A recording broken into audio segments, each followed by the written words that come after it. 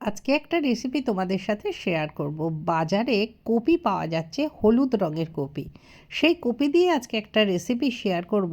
এ প্রসঙ্গে বলে রাখি, আমি যেসব রেসিপিগুলো শেয়ার করি সেগুলো একটু অন্য ধরনের হয়।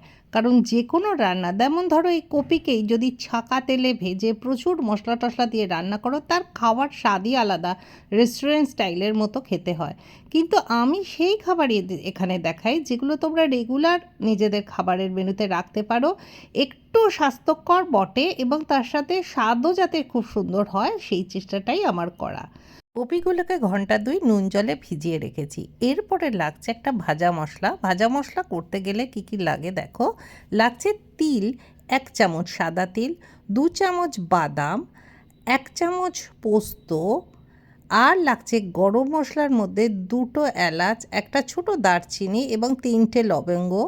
আর তার সাথে থাকছে চাল মগজ 1 চামচ, এবং এর সাথে থাকছে একটা তেজপাতা, 6টা কি 7টা আমাদের মেথি দানা, আর একটু গোলমরিচ।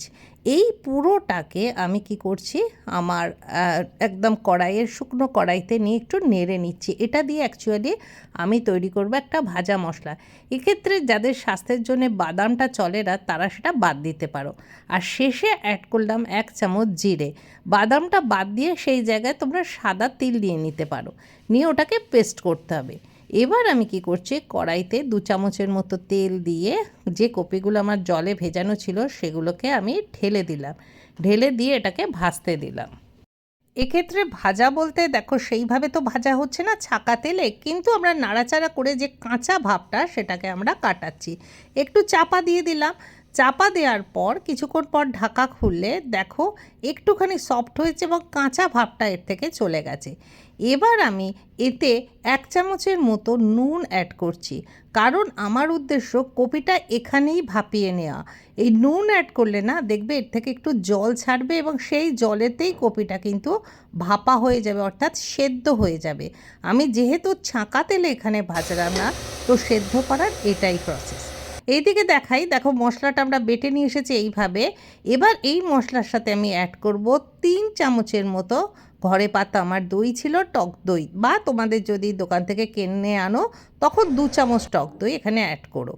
তো দেখো এইখানে আমি যেটা কপিটা ভাপাতে দিয়েছিলাম নুন দিয়ে, কেমন জল ছেড়েছে দেখো।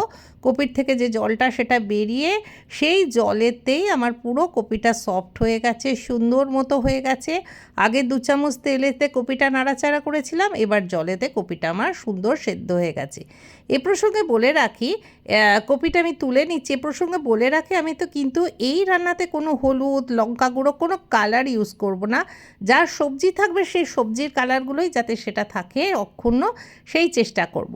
এবার দেখো আবার আমি 1.5 চামচের মতো একটু সাদা তেল দিচ্ছি। আমি এখানে হোয়াইট অয়েলে করছি, তোমরা সর্ষের তেলে করতে পারো।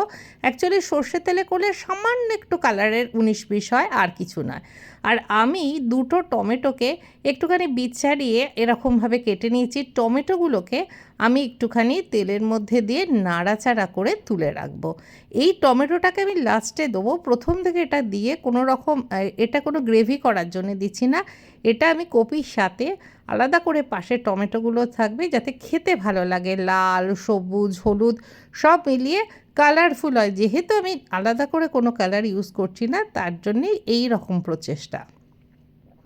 তো টমেটোগুলো একটু নাড়াচাড়া করে আমি তুলে নেওয়ার পর এবার যেটুকুন তেলটা ছিল সেই তেলে, আর কোনো তেল আমি এখানে অ্যাড করব না, সেই তেলে আমি যে মশলাটাকে পেস্ট করে রেখেছিলাম সেই মশলাটা, এখানে আর কোনো ফোড়ন যাবে না, সেই মশলাটা এখানে অ্যাড করে একটুখানি কম আঁচ করে মশলাটাকে কষতে থাকতে হবে। এই মশলাটা কষতে থাকতে হবে, তাতে দেখবে যেহেতু এখানে বাদাম দেয়া আছে মশলাটা একটু বসে যাওয়ার সম্ভাবনা থাকে, তাই একটুখানি ভালো করে কম আঁচ করে কষবে। একটুখানি পরই দেখবে এর থেকে একটা তেল ছাড়া ভাব এসে গেছে। তো এক্ষেত্রে আমি বলেছি যদি বাদাম না দাও তখন তিল ইউজ করতে পারো, কতটা যতটা বাদাম ইউজ করেছো ততটা তিল ইউজ করতে পারো। 2 চামচ বাদাম দিয়েছিলাম, 2 চামচ আরও বেশি তিলের সাথে সাদা তিল অ্যাড করতে পারো। এবার অ্যাড করব কিশমিশ। কিশমিশগুলো কিন্তু এটা একদম পুরো কাঁচা বলতে পারো, কোনো ভেজানো নয়। এটা কষতে কষতেই দেখবে ফুলে উঠবে। আর অ্যাড করব এর সাথে কড়াইশুঁটি, এটাও কষতে কষতে সিদ্ধ হয়ে যাবে।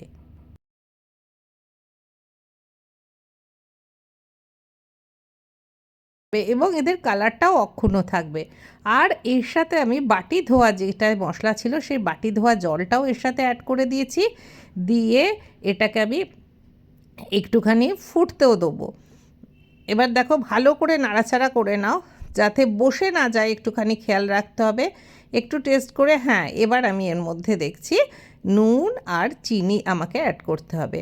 আমি এর সাথে মশলা হিসাবে যাচ্ছে দেখো শুধু নুন আর একটু, একদম নিরামিষ বানানো হচ্ছে তো একটুখানি চিনি এটা যায় ব্যালেন্স করার জন্য টেস্টটা। খুব যে মিষ্টি মিষ্টি খেতে হয় এটা কিন্তু তা নয়, অল্প একটু ব্যালেন্স করার জন্য আমি চিনি হাফ চামচের মতো চিনি অ্যাড করলাম, করে এটার সাথে ভালো করে মিশিয়ে নিচ্ছি। আসলে কিশমিশ থেকে এর মিষ্টতাটা আসে, আমরা ব্যালেন্স করার জন্য জাস্ট একটু চিনি এর সাথে অ্যাড করব। এবার হ্যাঁ টেস্টটা ঠিক মতো এসেছে। এবার আমি এর সাথে অ্যাড করব আমার ভাপিয়ে রাখা যে কপিগুলোর কালার অক্ষুণ্ণ রাখার জন্যে আমি এখানে কোনো রকম হলুদ লঙ্কা গুঁড়ো কিচ্ছু ইউজ করব না, যাতে কপির কালারটা থাকে, কড়াইশুঁটির সবুজটা থাকে। দেখো এখানটা ভালো করে কপিটার সাথে মেশাতে দিলাম।